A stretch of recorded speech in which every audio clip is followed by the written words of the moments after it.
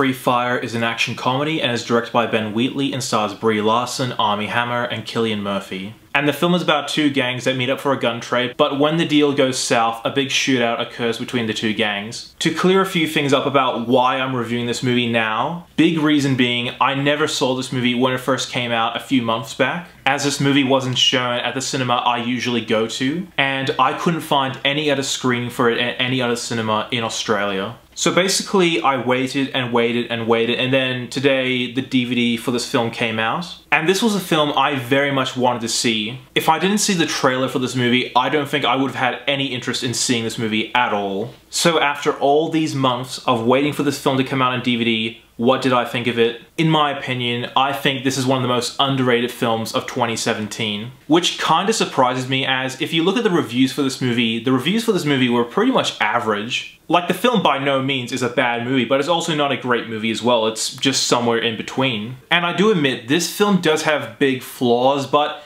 I'm sorry, I liked this movie. I found it to be entertaining the whole way through. I was invested in the movie. Unfortunately, I wasn't invested in the characters, but I'll get to them. The action scenes, for what they were fun to watch. For me, I just had a real blast with this movie, and it was very much fun to watch. But I do agree with a lot of people when they say that this film is more style over substance. But there's always a positive when there's a film that's more style over substance. If the style's done well, then I can forgive the substance not being as good as the style. But I did say I was going to talk about what I didn't like, and what I really did not like were the characters. They weren't performed terribly, but I had no interest in these characters. And a lot of that has to do with I don't remember any of them. These are the most forgettable characters ever put on film. I can barely remember their names. In fact, the only way I could remember the characters was like, oh, that's Brie Larson's character, oh, that's Armie Hammer's character. That was the only way I could remember their characters. And none of the characters have a distinct characteristic that makes them unique. They're all forgettable. But I do say this, the characters were fun to watch, even if there wasn't that much character to them. So basically, that's the only bad thing I have to say about this film. The rest of the film I really much enjoyed. By no means is this film a masterpiece. But going into this movie, I knew I wasn't going to get a, holy shit, this is a great movie. All I was looking for in this film was an entertaining movie, and I definitely got that. And it's a shame not a lot of people talk about this film, because I believe this film should be a cult classic.